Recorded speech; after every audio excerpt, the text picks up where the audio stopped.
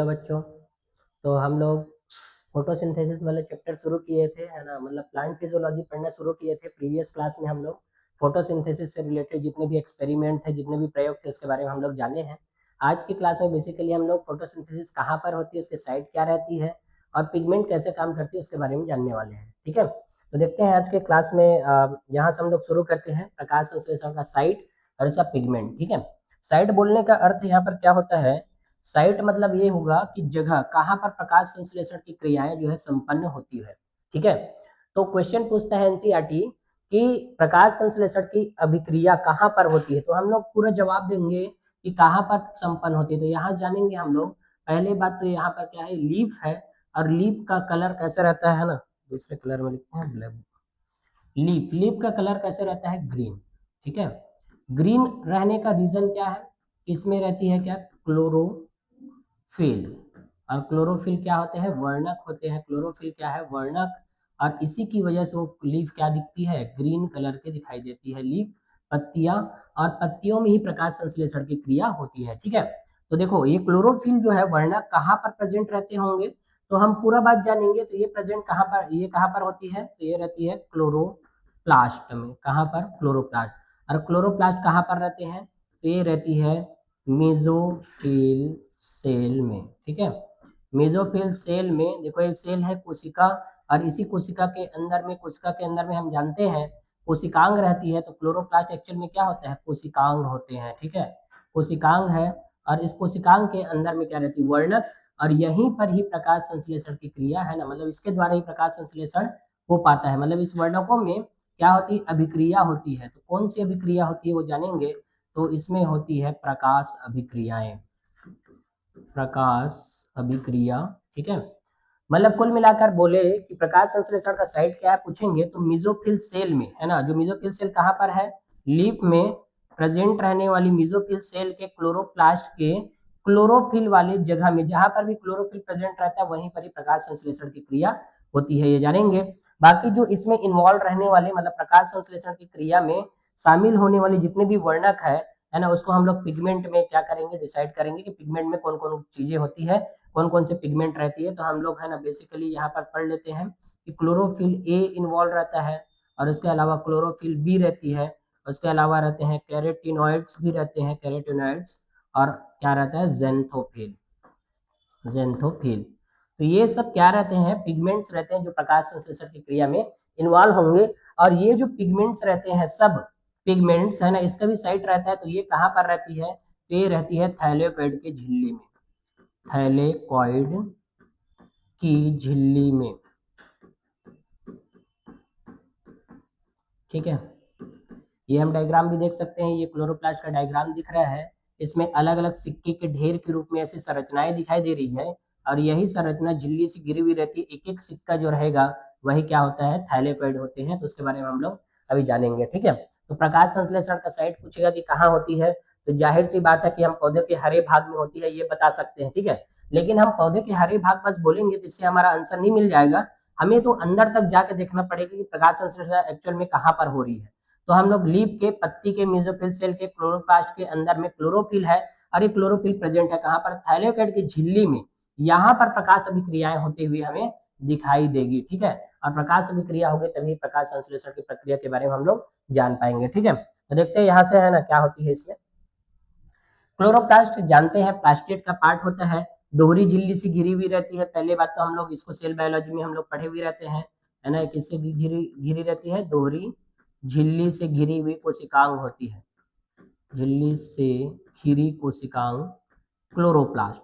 ठीक है, क्लोरोप्लास्ट किसमें प्रेजेंट रहती है, तो जानेंगे कि प्लांट सेल में प्रेजेंट रहती है, प्लांट सेल में प्रेजेंट।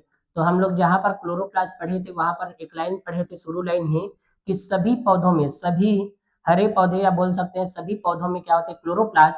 उसके अलावा यूग्लिना में भी होती है, यूग्लिनोइड्स, यूग्लिना में भी क्या रहती है, क्लोरोप्लास्ट होती है। तो यूग्लिना भी क्या करती है, प्रकाश संश्लेषण करेगी, है ना। जिसमें भी क्लोरोप्लास्ट होंगे वो प्रकाश संश्लेषण करेंगे।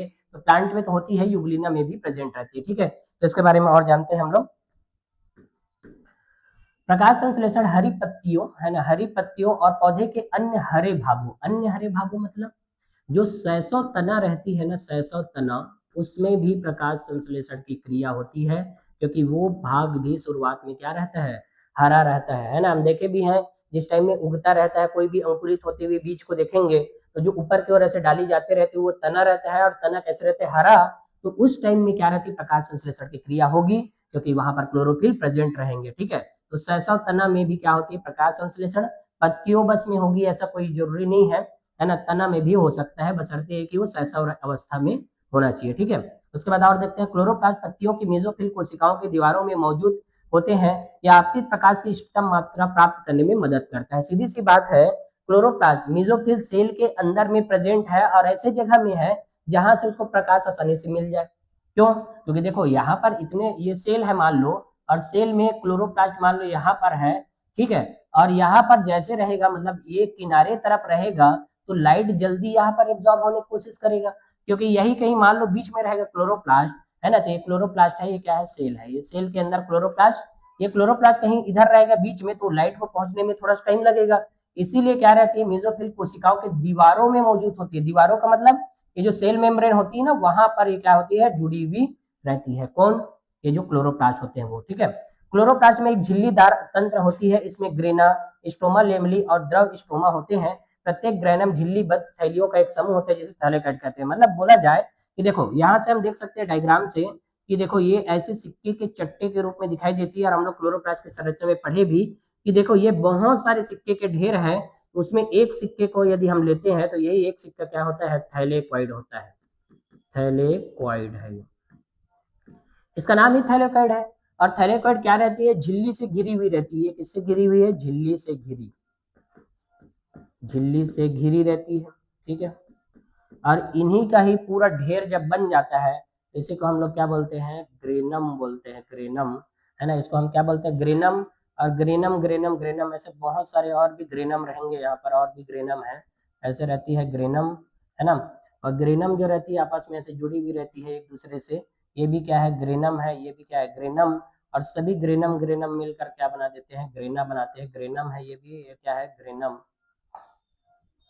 ठीक है, और इन्हीं लोग मिलकर क्या बनाते हैं, ग्रेना बनाते हैं। तो कुल मिलाकर सबको बोलेंगे तो ग्रेना है, और ऐसे एक एक को बोलेंगे तो ग्रेनम है। मतलब ये है कि हम यहाँ पर ये पढ़ रहे हैं कि जो सिक्के का जो चट्टा टाइप का जो दिखाई देने वाली संरचना है वो होती है थैलेकॉइड, और इस थैलेकॉइड में ही क्या होने वाली है, लाइट रिएक्शन होती है। तो पहला क्वेश्चन यहाँ से यही बनता है कि प्रकाश अभिक्रिया कहाँ होती है वाला क्वेश्चन पहले पूछते हैं।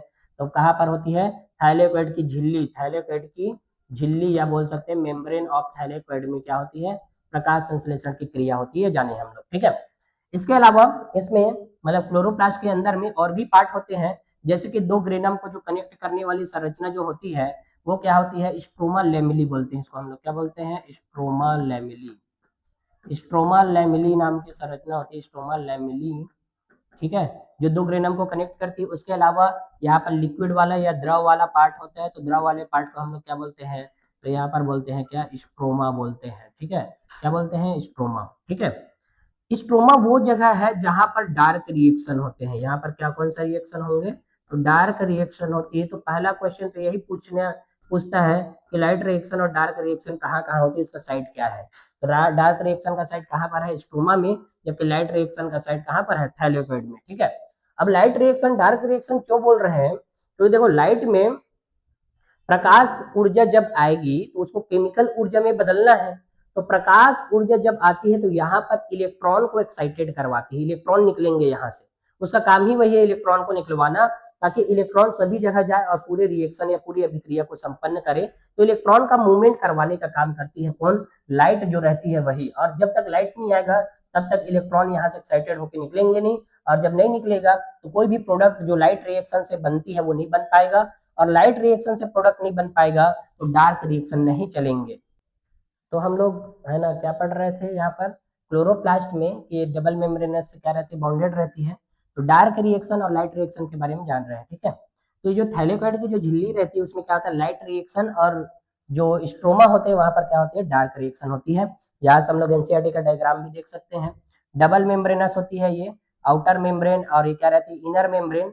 बीच में थैलेकॉइड या ग्रेना को जोड़ने के लिए जो संरचना होती है ना, उसको हम बोलते हैं स्ट्रोमा लेमिली। और बाकी जो लिक्विड वाला पार्ट होता है स्ट्रोमा, इसके अंदर में खुद के राइबोसोम प्रेजेंट रहते हैं, 70H टाइप ऑफ राइबोसोम यहाँ पर प्रेजेंट है, ठीक है।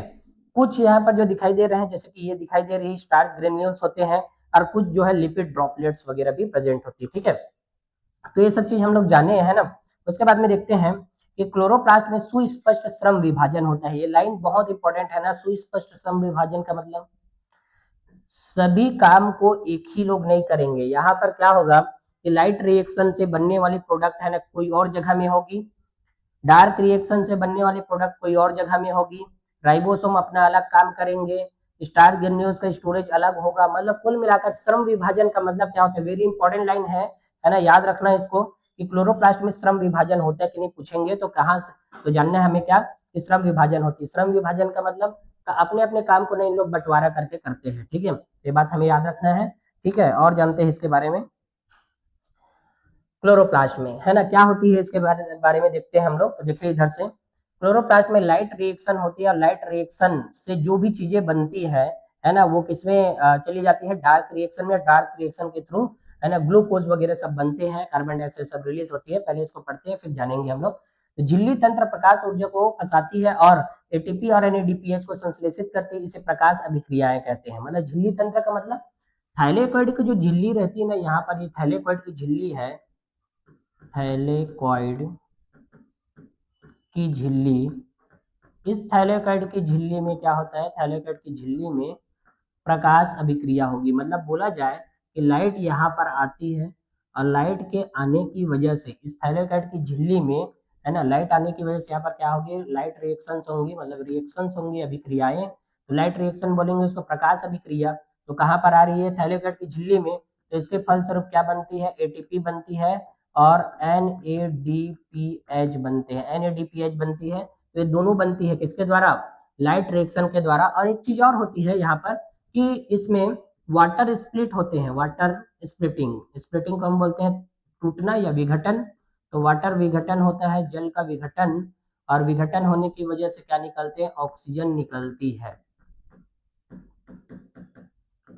तो बोलेंगे कि लाइट रिएक्शन में क्या क्या चीजें होती है पूछेंगे, तो एटीपी बनती है, NADPH भी बनते हैं, और वाटर का क्या होता है, विघटन होता है, और उससे क्या निकलती है, ऑक्सीजन निकलती है, ठीक है।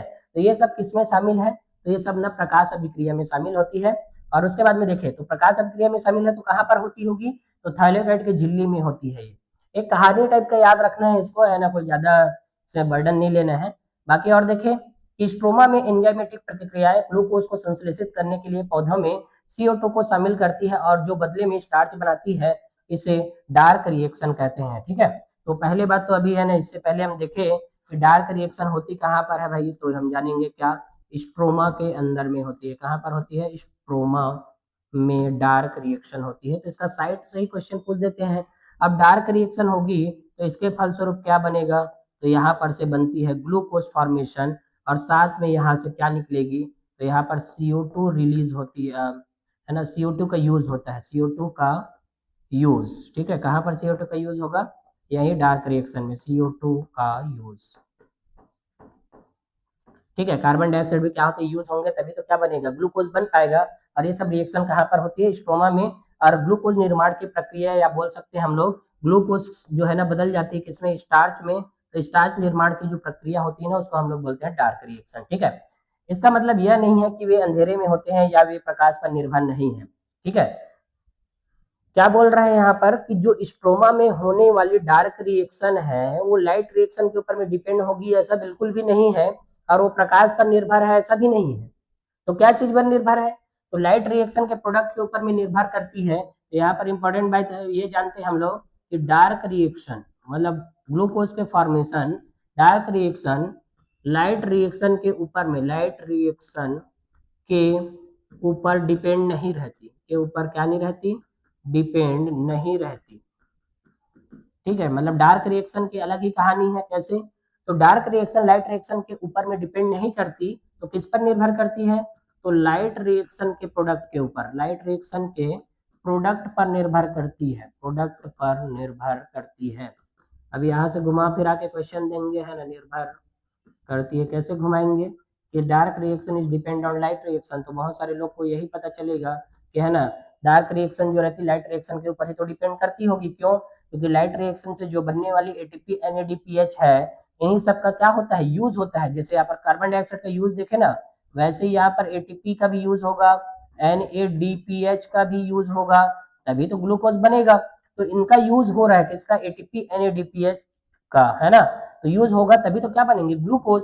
मतलब डार्क रिएक्शन में ग्लूकोज तभी निर्माण हो पाएगा जब एटीपी एनएडीपीएच रहेंगे। और ये कब रहेंगे, जब लाइट रिएक्शन होगा, और लाइट रिएक्शन होकर इसको बनाएंगे तभी तो रहेंगे। समझ आया कि नहीं आया? तो यहाँ पर लाइट रिएक्शन जो रहती है ना, वो डार्क रिएक्शन को ना डिपेंडेंसी नहीं देती। मतलब बोला जाए कि डार्क रिएक्शन लाइट रिएक्शन के ऊपर डिपेंड नहीं करती, लाइट रिएक्शन के प्रोडक्ट से मतलब है। तुम लाइट रिएक्शन करो या कुछ भी करो, हमें भाई एटीपी एनएडीपीएच2 दे दो, हम अपना ग्लूकोज बनाएंगे, ये बोलेगा डार्क रिएक्शन वाले लोग, है ना। तो वही बात है ये वाली, ठीक है। तो बहुत इंपॉर्टेंट बात है, इसको जानना है हमें, ठीक है। इसके आगे और देखते हैं। प्रकाश संश्लेषण में शामिल होने वाले जितने भी वर्णक है उसके बारे में जानते हैं हम लोग, है ना। उसके बाद हम लोग उसको फिर से डिटेल में देखेंगे कि क्या क्या चीजें हुई है। तो देखिए, पिगमेंट एक ऐसे पदार्थ होते हैं जिनमें विशिष्ट तरंग दैर्ध्य पर प्रकाश को अवशोषित करने की क्षमता होती है।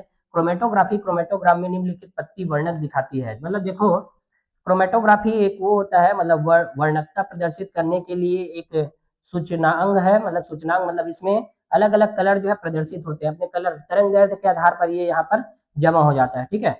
ये देखो यहाँ पर लोडिंग लाइन, यहाँ पर क्लोरोफिल बी ऐसे जमा हो गया, यहाँ पर क्लोरोफिल ए, ज़ैंथोफिल, कैरोटीनॉइड्स, और इसी के बेस में ना कलर आती है, ठीक है। तो देखना कलर कैसे कैसे आती है, तो इंपॉर्टेंट है कलर याद रखना, ठीक है। क्लोरोफिल कैसे दिखाई देता है, ब्राइट दिखता है या तो फिर ब्लू ग्रीन दिखाई देता है ना। ब्राइट का मतलब चमकीला, ब्राइट दिखाई देता है, या तो फिर कैसे दिखाई देता है, ब्लू ग्रीन दिखाई देता है, ब्लू ग्रीन, ठीक है। दूसरा क्या है, क्लोरोफिल बी जो है कैसे दिखाई देती है, तो क्लोरोफिल बी दिखाई देता है येलो और येलो ग्रीन, येलो ग्रीन दिखाई देते हैं। ज़ैंथोफिल दिखाई देता है भाई कैसा, तो येलो दिखाई देते हैं। कैरोटीनॉइड कैसे दिखाई देता है, तो पीले से है ना, पीले नारंगी दिखाई देता है, yellow to yellow orange, yellow to yellow orange,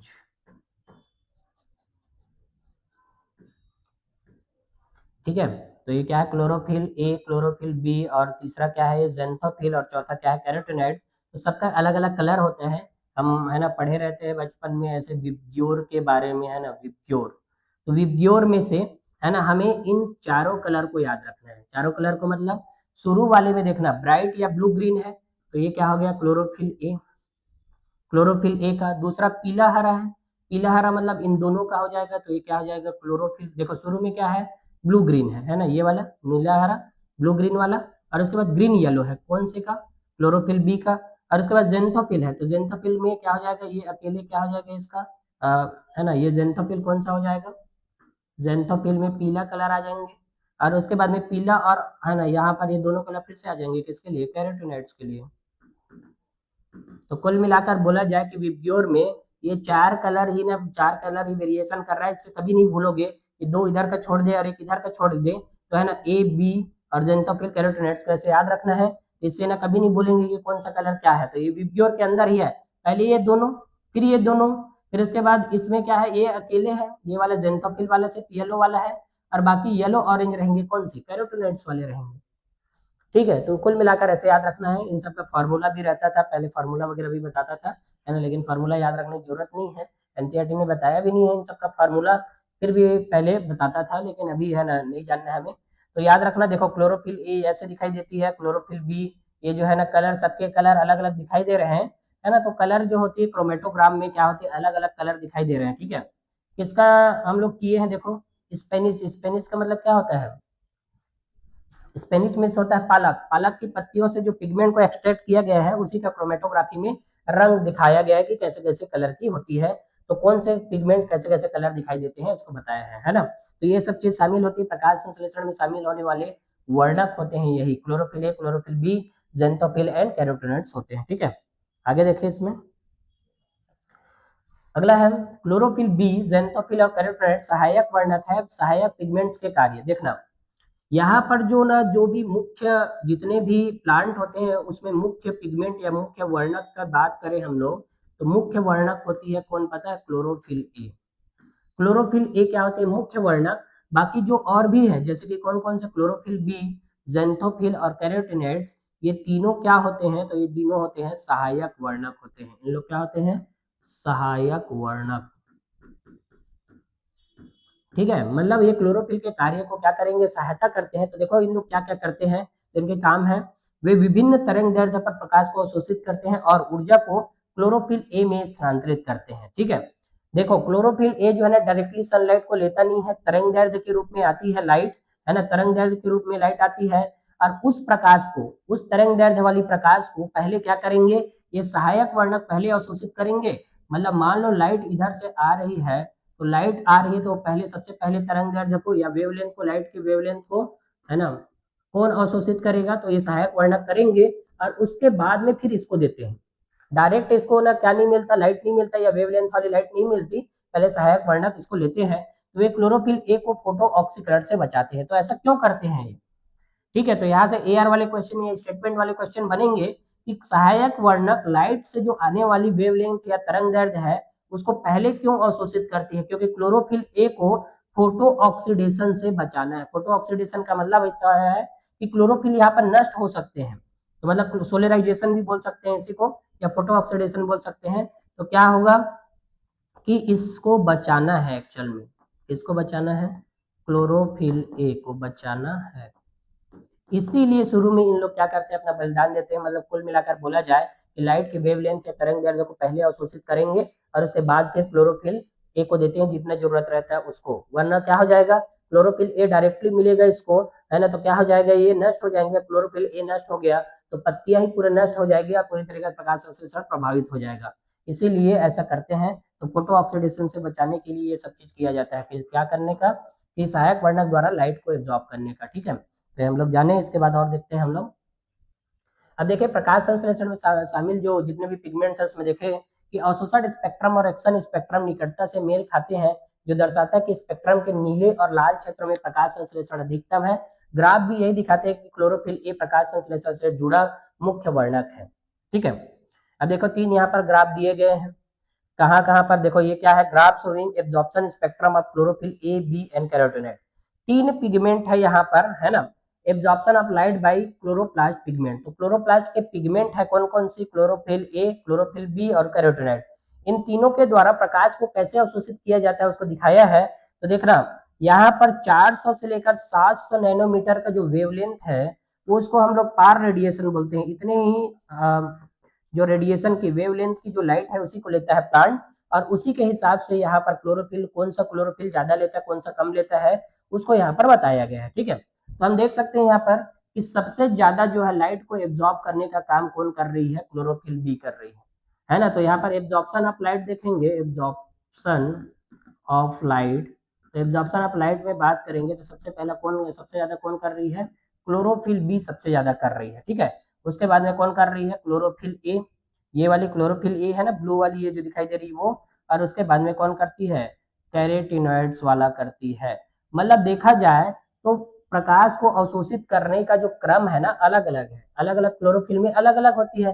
क्योंकि देखो क्लोरोफिल बी वाला ज्यादा करता है प्रकाश को अवशोषित, यही कारण है कि वो ट्रांसफर करती है किसमें, क्लोरोफिल ए में। मतलब कुछ ना कुछ जब ट्रांसफर करते रहते तो लाइट में से कुछ ना कुछ हानि होता होगा, तभी क्लोरोफिल ए को कम मिलता है।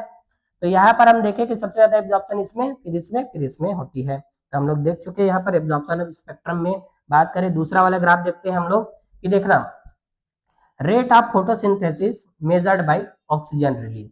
अब एक बात हम लोग अभी पढ़े हैं कि प्रकाश संश्लेषण में जब प्रकाश ऊर्जा अवशोषित होती है तो एटीपी एनएडीपीएच बनते हैं और साथ में ऑक्सीजन निकलती है, देखिए।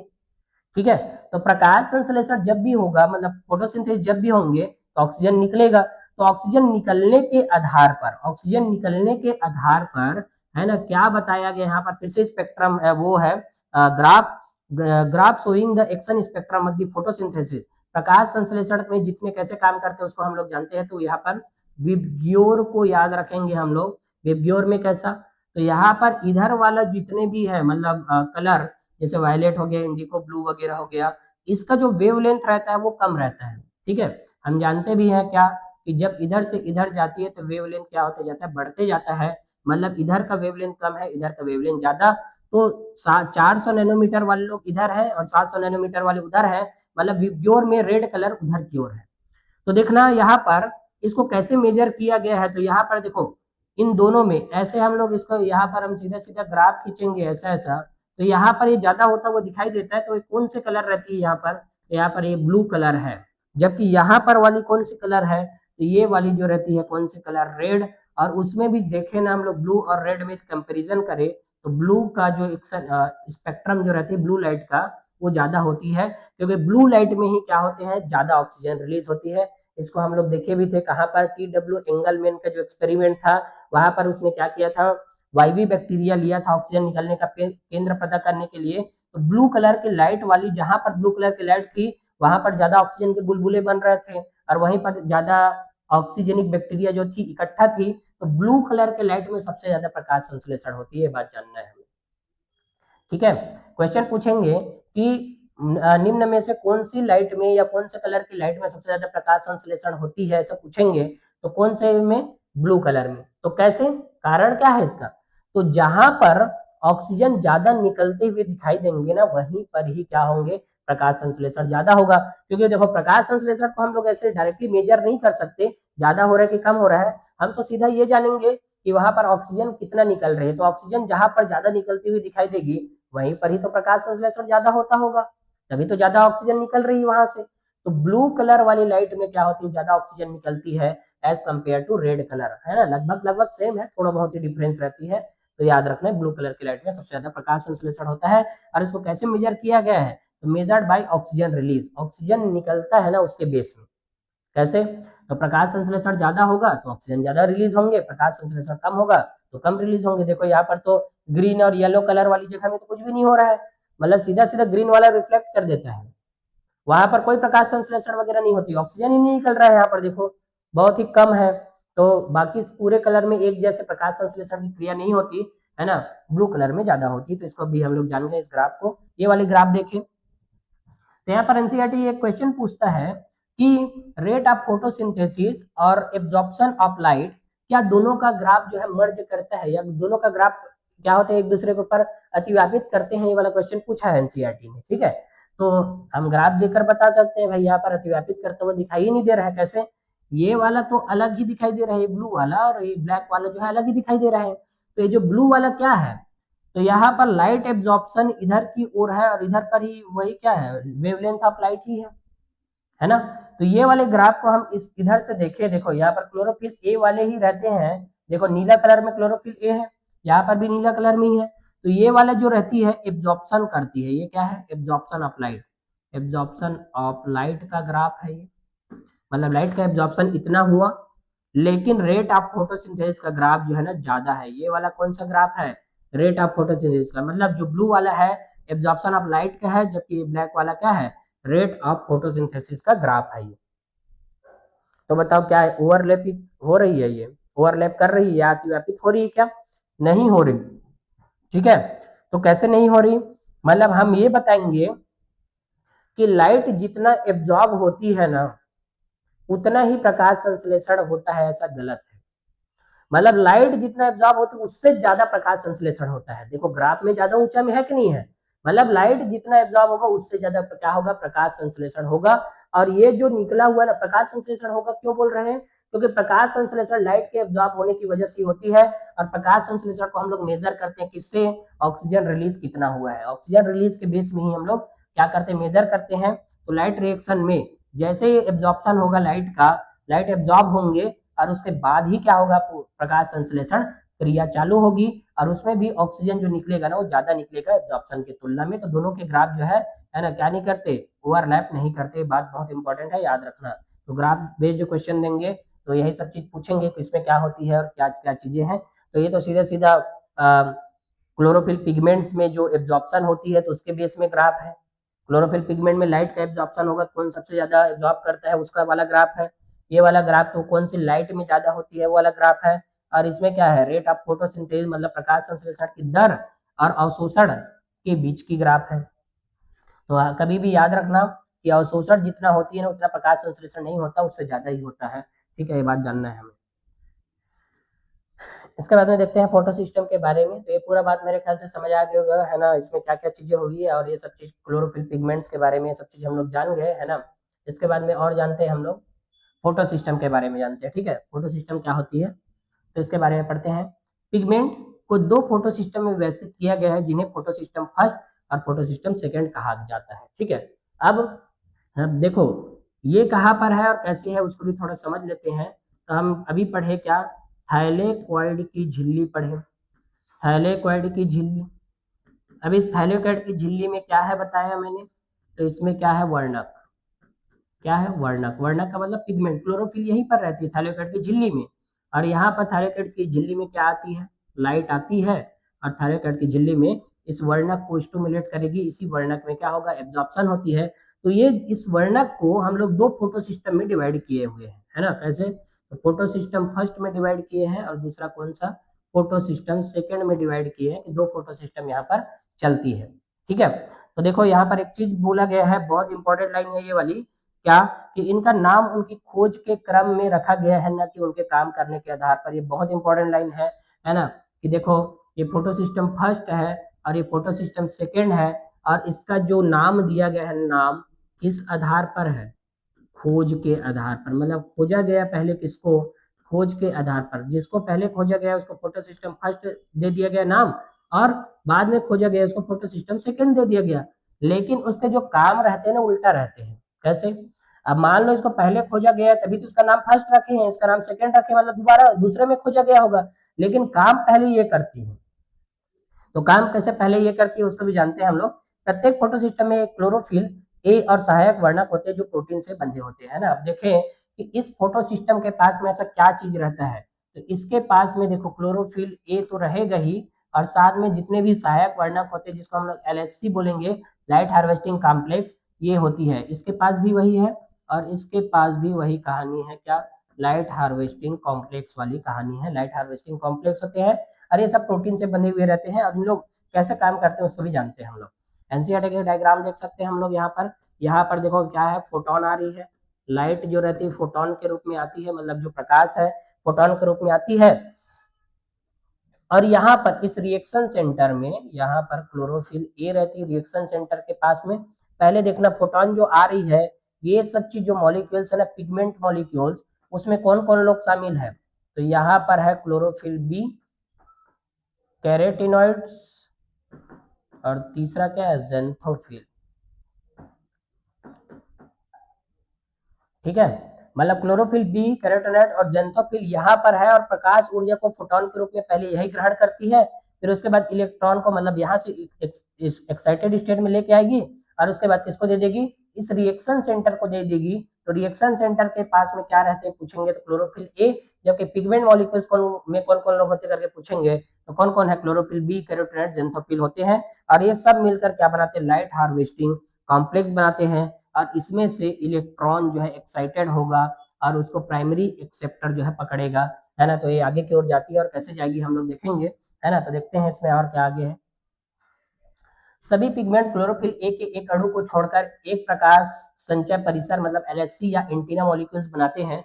सभी पिगमेंट्स का मतलब क्लोरोफिल ए को छोड़कर, ये रिएक्शन सेंटर में क्लोरोफिल ए रहती है, बाकी जो पिगमेंट मॉलिक्यूल्स होते हैं ना, इन लोग ही क्या बना के रखे हैं, एलएचसी, या इसको बोलेंगे एंटीनी मॉलिक्यूल्स बोलेंगे, एंटीनी मॉलिक्यूल्स या एंटीना मॉलिक्यूल्स बोलते हैं हम लोग इसको, इस एलएचसी को। तो इसमें क्या नहीं होता पूछेंगे, तो एलएचसी में क्या शामिल नहीं होता पूछेंगे, तो क्लोरोफिल ए नहीं रहता इसमें। इसमें रहती है वो रिएक्शन सेंटर के पास रहती है, बहुत इंपॉर्टेंट है, इसको भी जानना है। तो एकल क्लोरोफिल ए प्रतिक्रिया केंद्र के रूप में कार्य करते हैं। प्रतिक्रिया केंद्र मतलब रिएक्शन सेंटर। तो यहाँ पर क्या होते हैं बताइए, अभी क्लोरोफिल ए रहती है, बाकी बाकी लोग इसमें है, ठीक है ना। फोटो सिस्टम फर्स्ट में प्रतिक्रिया केंद्र 700 नैनोमीटर पर प्रकाश को अवशोषित करता है और इसलिए P700 कहा जाता है, जबकि फोटो सिस्टम सेकंड में प्रतिक्रिया केंद्र मतलब रिएक्शन सेंटर 680 नैनोमीटर पर प्रकाश को अवशोषित करता है और इसलिए P680 कहा जाता है, ठीक है। तो देखिए यहाँ से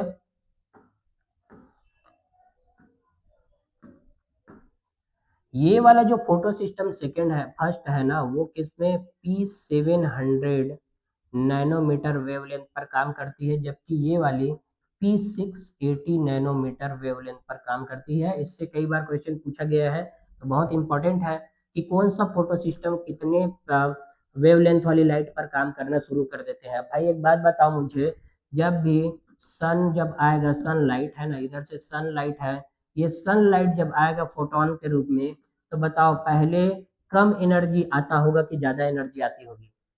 तो शुरू में क्या होता है, कम एनर्जी ही आते हैं। जैसे सुबह होता है तो सुबह होते ही एकदम धूप लगने लग जाती है क्या? नहीं लगती, थोड़ा टाइम के बाद में लगती है ना। क्यों? क्योंकि इंटेंसिटी बढ़ते जाती है, तीव्रता बढ़ते जाती है, और उसी की वजह से धूप हमें ज्यादा लगने लग जाती है दोपहर टाइम में एज कम्पेयर टू सुबह। सुबह टाइम में नहीं लगता उतना। तो सुबह टाइम में जब फोटोन जब आते हैं सनलाइट से यहाँ पर, तो उस टाइम में इसका जो वेव लेंथ रहता है, वेव लेंथ है ना, वेव लेंथ, तो कम वाला पहले आता है। मतलब कितने वाला? P680 नैनोमीटर वाला आता तो बहुत सारे हैं, लेकिन इतने में वो एक्टिव होता है। ठीक है, मतलब रिएक्शन सेंटर, जैसे हम लोग मॉडर्न फिजिक्स में हम लोग पढ़े रहते हैं कार्य फलन के बारे में। तो जैसे मतलब किसी धातु के सरफेस पे प्रकाश ऊर्जा आपतित होती फोटोन के रूप में, तो वहां से इलेक्ट्रॉन को जो निकालती है ना धातु के सरफेस से, वही कार्य फलन कहलाता है। ये जाने हम लोग। तो उसमें भी एक मिनिमम प्रकाश का तीव्रता वाला आना चाहिए, इंटेंसिटी वाला, तभी तो इलेक्ट्रॉन निकलेंगे उसके, है ना, वरना नहीं निकलेगा। यहाँ पर भी क्या होगा कि फोटो सिस्टम जो सेकेंड है ना, वो तभी काम करेंगे जब लाइट जो है P680 नैनोमीटर होगा मिनिमम, या इससे ज्यादा होगा तभी काम करेगा। और यदि यही लाइट, है ना, यहाँ पर की बात करें हम लोग, इसका वेवलेंथ यदि मान लो P700 है नैनोमीटर, तब जाके पी फर्स्ट वाला काम करेगा। मतलब बोला जाए कि फोटो सिस्टम फर्स्ट 700 नैनोमीटर पर काम करती है, जबकि photo system second P680 nanometre पर काम करती है। तो कुल मिलाकर बोला जाए कि ये तो पहले काम कर रही है, बाद में ये काम कर रही है। तभी तो हम बोले यहाँ पर क्या, कि इनका नाम उनके खोज के क्रम के आधार पर दिया गया है, ना कि उसके काम करने के आधार पर, है ना, काम करने के आधार पर। समझ आया कि नहीं आया? मतलब काम पहले ये करेगी, फिर उसके बाद में काम कौन करेगी? ये बात क्लियर होना चाहिए, है ना। क्योंकि लाइट का इंटेंसिटी शुरू में या वेवलेंथ बोला जाए क्या रहती है, 680 नैनोमीटर वाली पहले आती है, और उसके बाद 700 नैनोमीटर वाली आती है।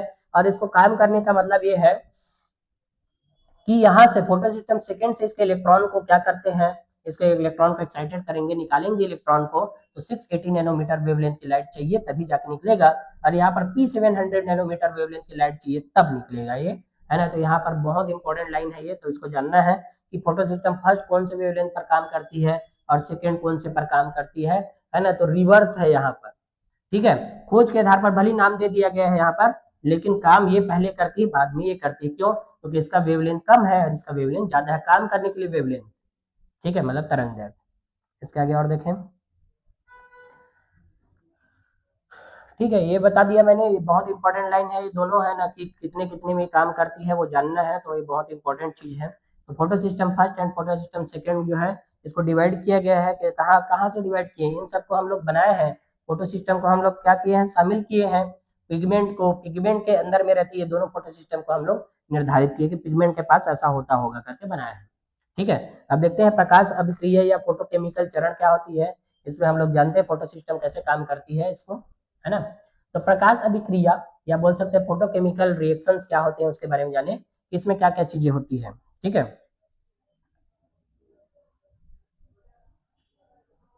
हम्म, चलो देखते हैं प्रकाश प्रतिक्रिया में क्या शामिल है। अब लोगों को लगता होगा कि प्रकाश संश्लेषण जो है ना ज्यादा कठिन है, तो कठिन कुछ भी नहीं है।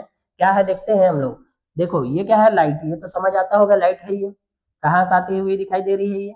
सन से, क्योंकि सूर्य ही एकमात्र क्या है, ऊर्जा का स्रोत है। तो सन से लाइट आ रही है, और कहाँ पर आ रही है वो भी दिखाई दे रहा होगा। तो ये क्या है, लीफ है ना। ये लीफ है कि रूट है कि क्या है, दिखाई दे रहा है ना, लीफ जैसे दिखाई दे रहा है कि नहीं? ये लीफ है। तो यहाँ पर देखो लाइट आती हुई दिखाई दे रही है लीफ में, तो यहाँ पर लाइट रिएक्शंस होने वाले हैं कहाँ पर, पत्तियों में। तो ये कहाँ पर होती है, पत्ती के अंदर में भी। तो लीफ के अंदर में भी कहाँ पर हो रही है, थाइलेकोइड के मेम्ब्रेन में हो रही है, क्योंकि इसको बार बार मैं लिखूंगा।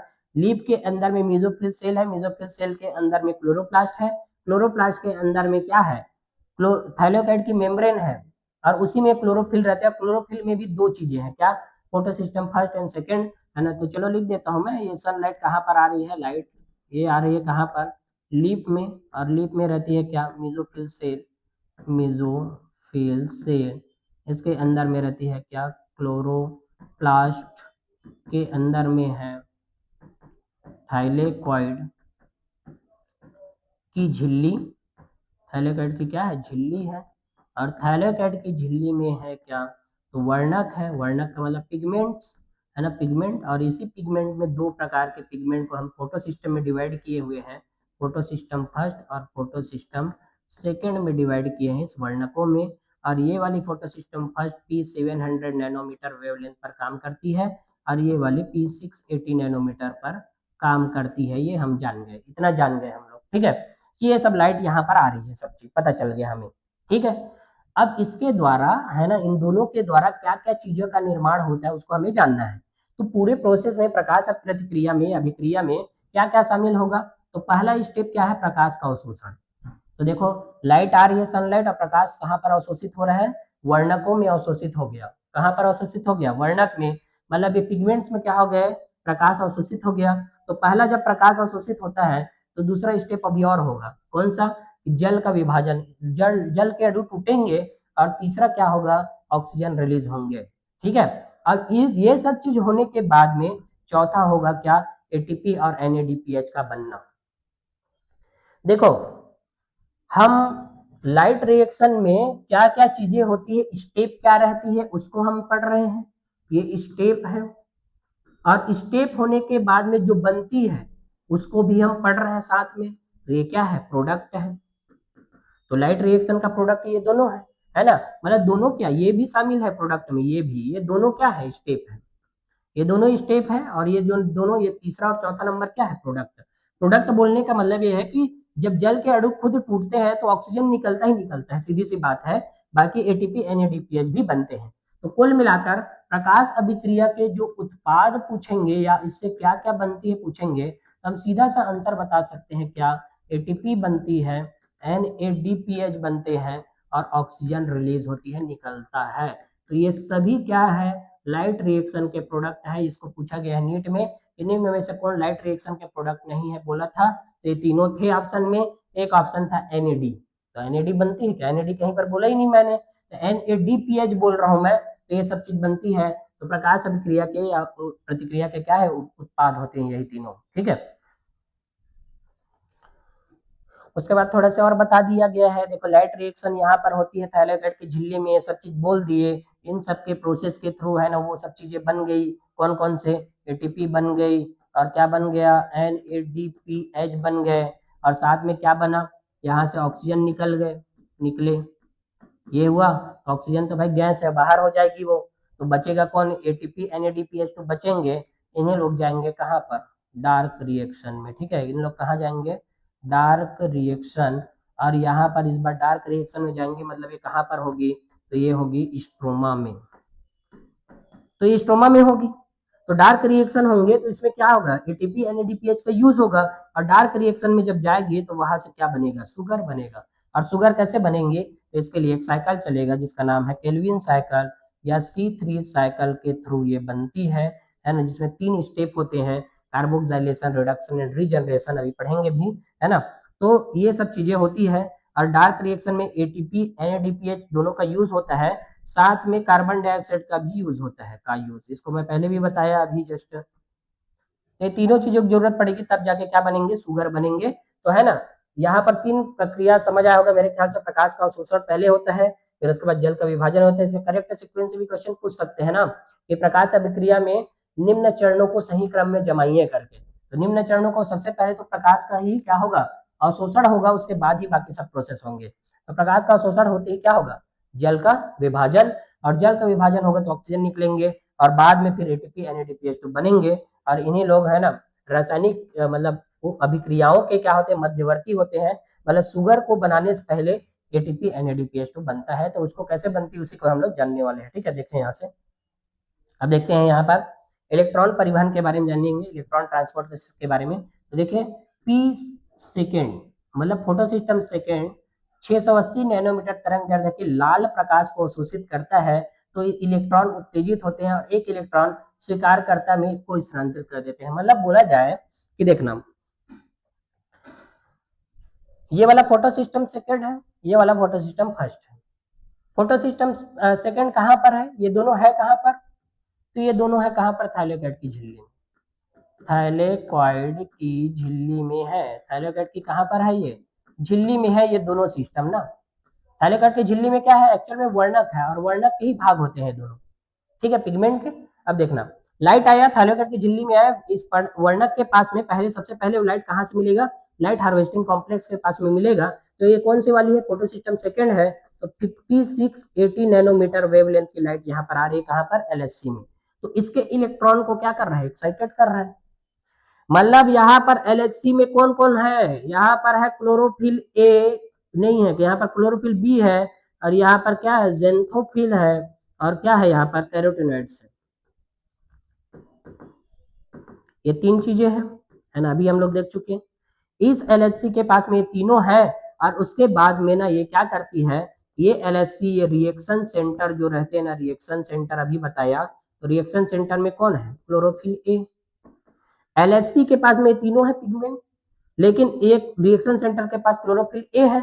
तो क्लोरोफिल ए में डायरेक्टली प्रकाश अवशोषित नहीं होता, वो होता एलएचसी के पास में। तो देखो P680 नैनोमीटर का वेवलेंथ का लाइट यहाँ पर एब्जॉर्प्शन हो रहा है, जिसके इलेक्ट्रॉन को एक्साइटेड कर रहा है। तो इसके इलेक्ट्रॉन इधर से निकलेंगे, तो रिएक्शन सेंटर में जाएंगे, रिएक्शन सेंटर से होता हुआ ये इलेक्ट्रॉन जो है निकल रहा है, मतलब क्लोरोफिल ए से होता हुआ निकल रहा है। अब यहाँ से इलेक्ट्रॉन निकल जाएंगे, तो इलेक्ट्रॉन ही पूरी तरीके से देखा जाएगा ना, तो इलेक्ट्रॉन ही पूरी तरीके से क्या होते हैं, कोई भी ऑर्गेनिज्म या कोई भी मॉलिक्यूल्स को जिंदा बनाए रखने के लिए रिस्पॉन्सिबल है। क्योंकि हम जानते हैं एटम्स के अंदर में इलेक्ट्रॉन होती है, और इलेक्ट्रॉन हमेशा चक्कर लगाते रहती है ना, सरफेस के चारों तरफ चक्कर। अब इलेक्ट्रॉन यहाँ से निकलेगा भाई, तो इसको इलेक्ट्रॉन तो चाहिए, तो इलेक्ट्रॉन को देगा कौन, तो जल के अणु अपना बलिदान देंगे यहाँ पर, है ना, जल के अणु क्या करेगा, बलिदान देगा, और जल के अणु टूटेंगे, और टूट के एक जल के अणु टूटेगा, और 2 इलेक्ट्रॉन 2 हाइड्रोजन और एक नेसेंट ऑक्सीजन देगा। ठीक है, मतलब ये है कि जितना इलेक्ट्रॉन यहाँ से निकलेगा ना, उतने वाटर मॉलिक्यूल्स को उसको लगभग टूटना पड़ेगा, क्योंकि देखो उतना इलेक्ट्रॉन सप्लाई करना है। दो, एक ही मॉलिक्यूल H2O के टूटेंगे तो 2 ही इलेक्ट्रॉन निकलेगा, यदि 2 टूटेंगे तो 2H2O से, तो 4 electron plus 4 hydrogen plus proton है ये, प्लस 1 ऑक्सीजन के मॉलिक्यूल्स निकलेंगे ऐसे में। समझ आया कि नहीं आया। तो देखो ये स्प्लिटिंग ऑफ वाटर हो रही है, जल के अणु टूट रही है, यहाँ पर जल के अणु टूट रहे हैं, इसके लिए ना एक खनिज की भी जरूरत पड़ती है, तभी जाके टूटता है।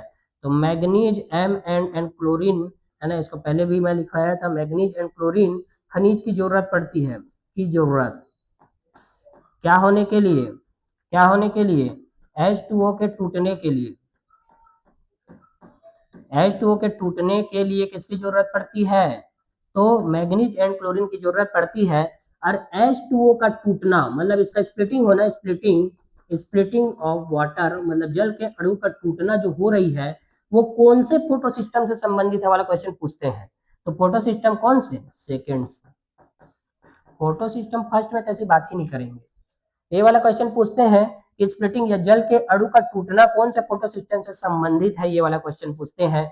तो फोटो सिस्टम सेकंड से संबंधित होती है कौन, जल के अणु का टूटना। क्यों, क्योंकि यहाँ पर जैसे 680 नैनोमीटर वेवलेंथ का लाइट आएगा, यहाँ से इलेक्ट्रॉन निकलेंगे, और इसके इलेक्ट्रॉन को वापस करने के लिए इन लोग अपना तोड़ के, इलेक्ट्रॉन को तोड़ने के बाद में इलेक्ट्रॉन को इसको दे देंगे, ऑक्सीजन जो है बाहर निकल जाएगा स्टोमीटर के थ्रू, और बच जाएगा प्रोटॉन। और ये प्रोटॉन जो है ल्यूमेन में इकट्ठा होता जाएगा, थाइलेकेट की झिल्ली के अंदर ल्यूमेन होती है, खाली जगह ऐसे, इस जगह में ना क्या होते जाएंगे, इकट्ठा होते जाते हैं ल्यूमेन के अंदर में, थाइलेकेट की झिल्ली की मेम्ब्रेन के अंदर में था ना, उसको भी हम लोग देखेंगे अभी, है ना, कि ये 4H+ का भी कहाँ पर क्या होता होगा। ठीक है, अभी ये जानेंगे।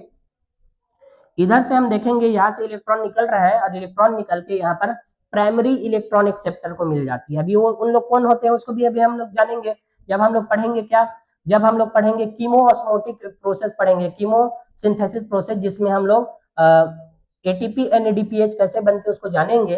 तो वहां पर हम पढ़ेंगे कि कौन एक्सेप्ट करती है। ठीक है, तो अभी ये जानना है कि इसके इलेक्ट्रॉन को प्राइमरी इलेक्ट्रॉन एक्सेप्टर एक्सेप्ट कर लिए, और उसके बाद यहीं से ये कहाँ पर चला गया, इलेक्ट्रॉन ट्रांसपोर्ट सिस्टम में चला गया। और जैसे इलेक्ट्रॉन ट्रांसपोर्ट सिस्टम में जाएगा ये ADP प्लस इनऑर्गेनिक फॉस्फेट से वो क्या बना देगा, ATP बनाएगा, और ATP बनाने के बाद में इलेक्ट्रॉन फिर से आगे की ओर जा रही है, तो इस बार ये LHC के पास में जा रही है। और देखो एक लाइट जो है ना इधर पर आता हुआ दिखाई दे रहा होगा, तो ये वाला जो लाइट है ना P700 नैनोमीटर वेवलेंथ की लाइट है। चूंकि देखो यहाँ पर इलेक्ट्रॉन तो यहाँ से आता हुआ दिखाई दे रहा है, और यहाँ के इलेक्ट्रॉन को एक्साइटेड कर रहे हैं, ये वाला इलेक्ट्रॉन इसके इलेक्ट्रॉन को जो एक्साइटेड करके निकाला रहेगा उसकी क्षतिपूर्ति करता है। मतलब देखो मैं बहुत इंपॉर्टेंट बात बता रहा हूँ यहाँ पर क्या, कि इधर से जो इलेक्ट्रॉन आ रहा है ना, वो इसके LHC, कौन से LHC है ये किसका LHC है, ये फोटो सिस्टम फर्स्ट का LHC है, मतलब लाइट हार्वेस्टिंग कॉम्प्लेक्स, जिसमें क्लोरोफिल बी, जेंथोफिल, कैरोटीनेट है इसके पास भी, और क्लोरोफिल भी है।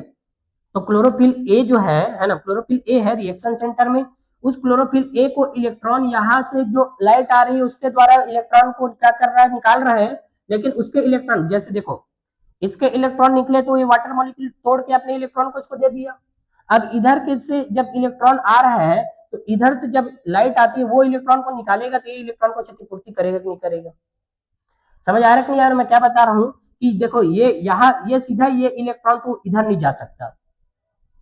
क्यों नहीं जा सकता, क्योंकि 680 नैनोमीटर के वेवलेंथ के जो इलेक्ट्रॉन है वो यहाँ पर 700 नैनोमीटर के जो लाइट हार्वेस्टिंग कॉम्प्लेक्स है उससे गुजरेगा ना, तो अपनी शक्ति को खो देगा ये, है ना, मतलब यहीं पर आके एब्जॉर्ब हो जाएगा, रुक जाएगा, मतलब आगे तो बढ़ ही नहीं पाएगा ये। इसीलिए यहाँ से अलग से फिर से लाइट आती है और 700 नैनोमीटर वेवलेंथ की लाइट आएगी और ये इसके इलेक्ट्रॉन को एक्साइटेड करेगी, जबकि उसकी आपूर्ति इन लोग करेंगे, इलेक्ट्रॉन ट्रांसपोर्ट सिस्टम वाले लोग। तो ये इलेक्ट्रॉन निकलेगा और यहाँ पर primary acceptor, electron acceptor photo system first के, उसके पास में जाएंगे और इसके द्वारा NAD+ का क्या होगा, रिडक्शन, और यहाँ पर से क्या बन जाती है, NADPH बन जाती है। मतलब पूरे प्रोसेस में हुआ क्या, तो यहाँ पर देखो बोला जाए तो लाइट आई कहाँ पर आई, फोटो सिस्टम सेकेंड पर, और फोटो सिस्टम सेकेंड पर कौन सी लाइट आई, P680 नैनोमीटर वेवलेंथ वाली लाइट आई। तो यहाँ से इलेक्ट्रॉन निकला और ये इलेक्ट्रॉन ETS से होता हुआ चला गया कहाँ पर, लाइट हार्वेस्टिंग कॉम्प्लेक्स किसके, फोटो सिस्टम फर्स्ट के। अब यहाँ से जो इलेक्ट्रॉन निकला, इन लोग है ना प्राइमरी इलेक्ट्रॉन एक्सेप्टर के पास चले गए और यहाँ से इन लोग ने बनाया क्या, NADPH बना दिया। जबकि यहाँ पर क्या हुआ था, फोटो सिस्टम फर्स्ट से इलेक्ट्रॉन से यहाँ पर जा रहा था, तो यहाँ से ATP बन रहे थे, ADP प्लस इनऑर्गेनिक फॉस्फेट से ATP बने, जबकि यहाँ पर क्या बना, NAD+ से क्या बन गए, NADPH बन गए। मतलब कुल मिलाकर बोले तो यहाँ पर हमें दो चीजों का बनना जरूरी था और दो चीजों के बनने की वजह से तीसरा वाला अपने आप हो रहा था। कैसे, तो यहाँ पर से हमें क्या जाने कि एक ATP बना हमारे पास में, दूसरा क्या बना, NADPH बने, और तीसरा जो है ना यहाँ पर क्या बना है, तीसरा हमारे पास में यहाँ पर से क्या मिला, तो यहाँ पर से मिले ऑक्सीजन, तो ये तीसरा नंबर है। तो ये पहला नंबर क्या मिला, ATP, दूसरा नंबर मिला हमें NADPH, और तीसरा नंबर मिला क्या, O2।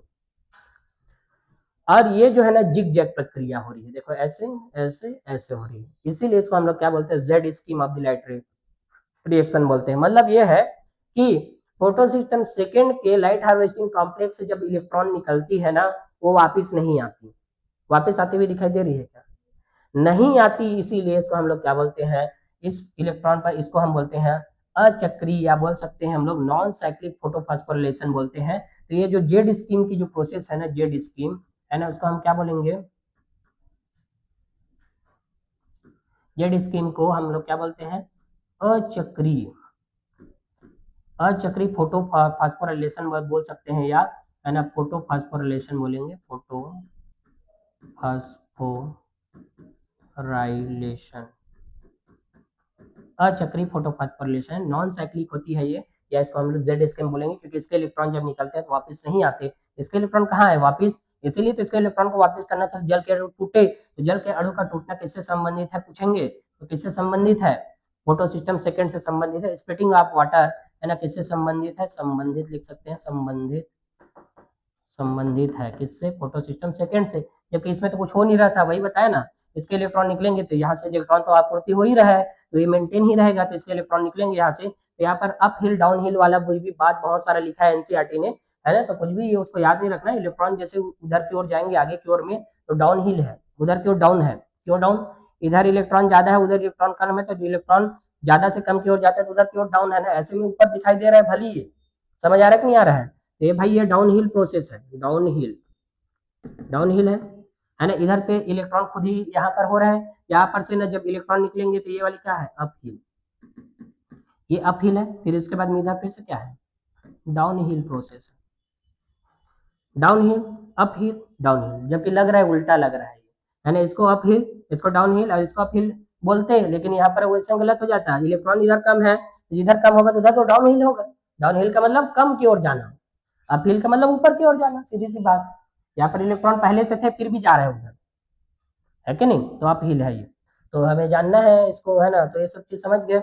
उसके बाद में देखना इलेक्ट्रॉन कैसे क्या करता है, साइटोक्रोम से युक्त इलेक्ट्रॉन परिवहन प्रणाली की श्रृंखला में भेजता है।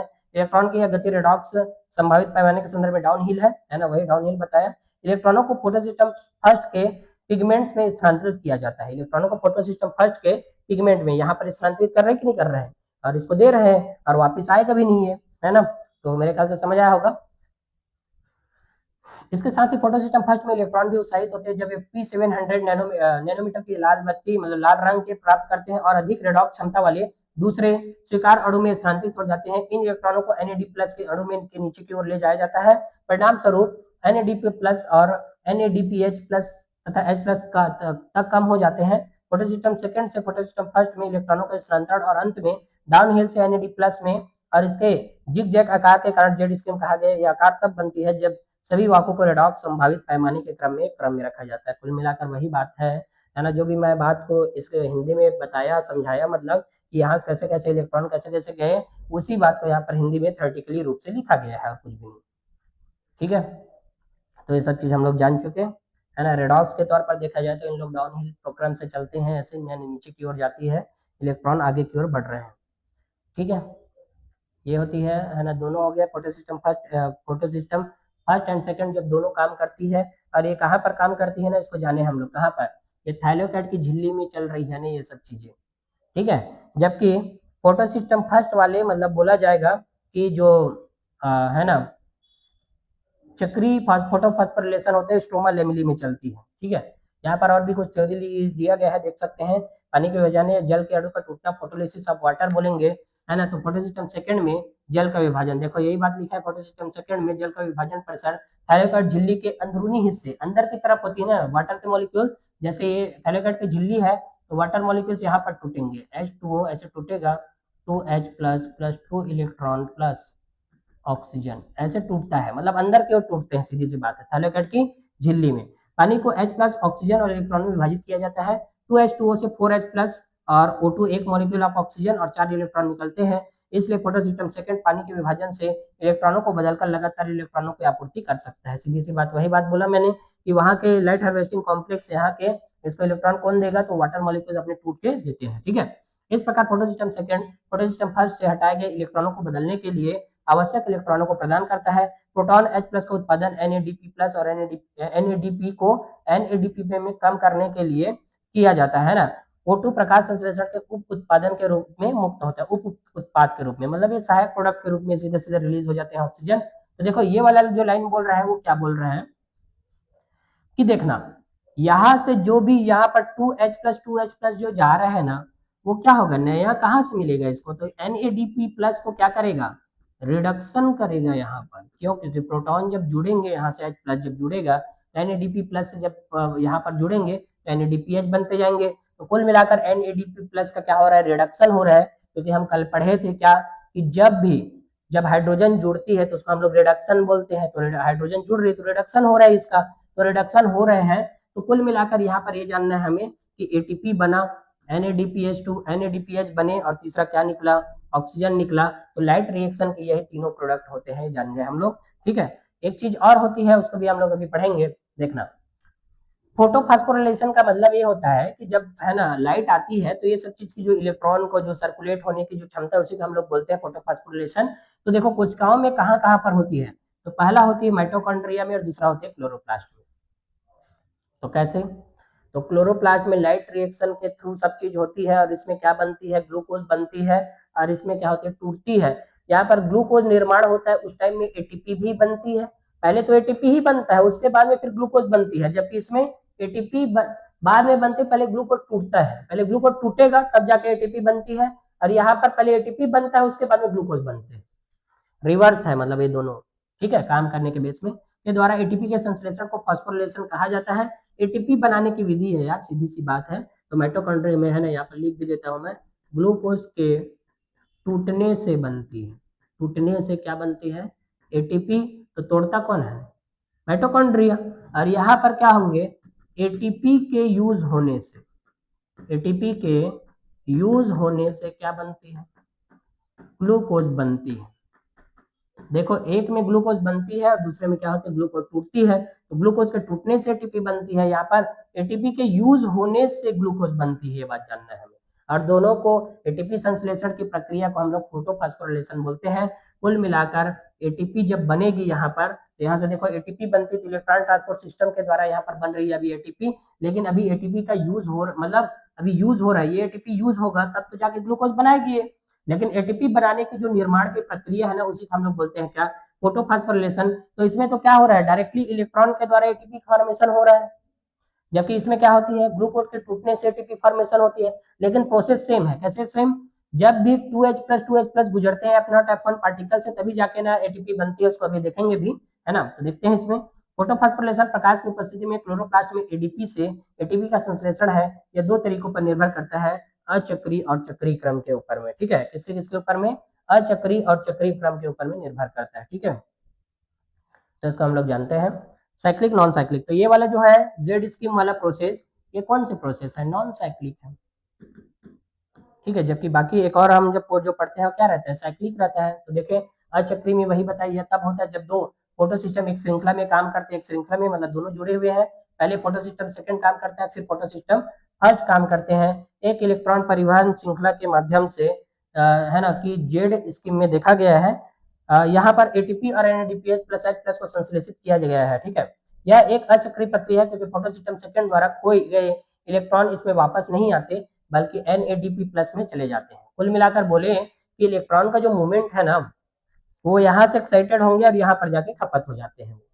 तो इलेक्ट्रॉन निकला तो यहाँ से निकला, लेकिन यहाँ पर जाके यूज हो गया, इसीलिए वापस नहीं आ पाए, इसीलिए हम लोग इसको क्या बोलेंगे, अचक्री बोलेंगे। ठीक है, लेकिन चक्री वाले क्या होंगे, तो देखते हैं, देखना इसमें P700 नैनोमीटर वेवलेंथ की लाइट आ रही है यहाँ पर देखो क्लोरोफिल P700। यहाँ से देखो इलेक्ट्रॉन निकलेगा, इलेक्ट्रॉन को एक्सेप्ट करेंगे, फिर इलेक्ट्रॉन ट्रांसपोर्ट सिस्टम में जाएगा, यहाँ से बनेंगे केवल और केवल क्या, एटीपी बनती है। तो इसको हम लोग थोड़ा पढ़ते हैं कि चक्रीय फोटोफॉस्फोरिलेशन क्या होती है।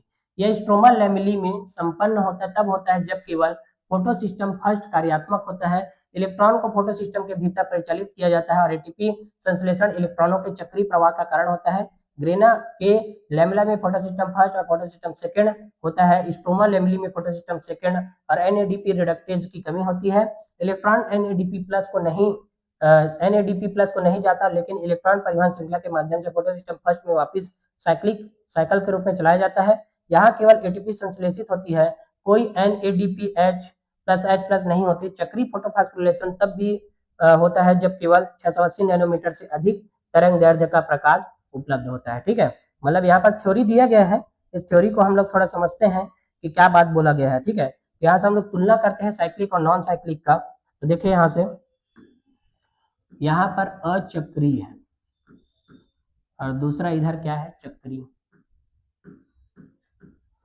अचक्रीय वाले में क्या होता है, photo system second and photo system first दोनों काम करती है, जबकि इसमें फोटो सिस्टम फर्स्ट बस ही काम करते हैं। अचक्रीय को हम लोग जेड स्कीम बोलते हैं और इसको नहीं बोलते, जेड स्कीम है ये, क्योंकि है ना जिग जैग चलती, इसमें नहीं चलती।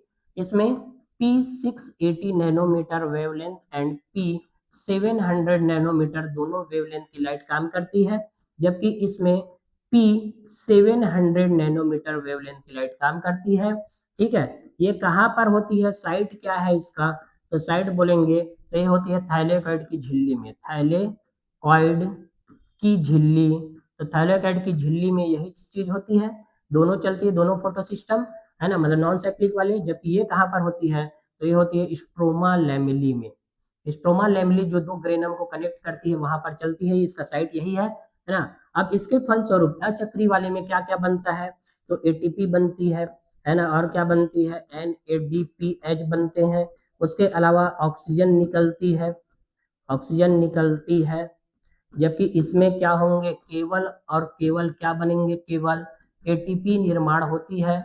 और यहाँ पर एटीपी निर्माण होगी, मतलब यहाँ पर क्या नहीं बनेंगे, NADPH नहीं बनेंगे, मतलब यहाँ पर NADP रिडक्टेज एंजाइम की कमी है, तभी तो नहीं बन पा रहा है, रिडक्टेज की कमी, NADP रिडक्टेज एंजाइम की क्या है, यहाँ पर कमी है, यही कारण है कि यह नहीं बन पा रही है। ठीक है, और उसके अलावा यहाँ पर ऑक्सीजन नहीं निकलता। अब ऑक्सीजन नहीं निकल रहा है तो कुल मिलाकर यहाँ पर स्प्लिटिंग ऑफ वाटर होती है। यहाँ पर मतलब जल के अणु क्या होते हैं, टूटते हैं।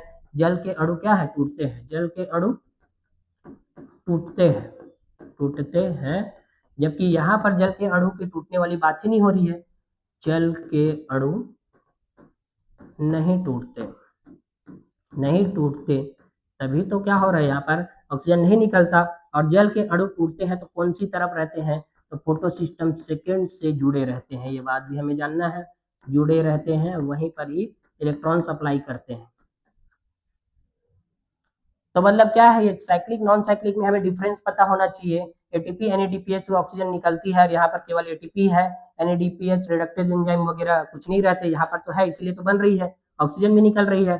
साइड बहुत इंपॉर्टेंट है, थैलेकट की झिल्ली में दोनों सिस्टम चलते हैं, जबकि स्टोमा लेमली में फोटो सिस्टम फर्स्ट बस चलती है ना। अब देखो फोटो सिस्टम फर्स्ट चलती है, कब चलती है, तो एनसीईआरटी यहाँ पर क्या लिखा है, P680 नैनोमीटर, है ना। सबसे लास्ट लाइन में यही बात लिखा है, वेवलेंथ की लाइट से ज्यादा में चलती है, ये बात बोल दिया है। तो भाई बताओ मुझे P700 और P680 के बीच में तो और भी तो है, P690 है। तो क्या P690 में फोटो सिस्टम फर्स्ट चलेगा क्या, तो नहीं चलती। गलत लाइन लिखा है एनसीईआरटी ने, मतलब ठीक है, क्या बोल दिया है, कोई 680 नैनोमीटर वेवलेंथ की लाइट से ज्यादा लाइट में चलती है फोटो सिस्टम फर्स्ट, ये बोल दिया है। लेकिन इसको क्यों बताया, तो P700 में उसके इलेक्ट्रॉन एक्साइटेड होते हैं, क्यों बोला, तो भाई याद रखना कि P700 नैनोमीटर वेवलेंथ रहेगा तब चलेगा, ना कि 680 से ज्यादा रहेंगे तब। ठीक है, तो याद रखना है। तो एनसीईआरटी गलत लिख दिया है वहां पर, तो उसको हमें जानना है। समझ आया कि नहीं आया? तो आज की क्लास मेरे ख्याल से समझ आया होगा, है ना। और पूरे को हम लोग पढ़ेंगे, यहाँ से हमें पीडीएफ चाहिए तो यहाँ से ले सकते हैं। न्यूज़ जोन के को सब्सक्राइब करके रखना है बच्चों, ठीक है। Thank you.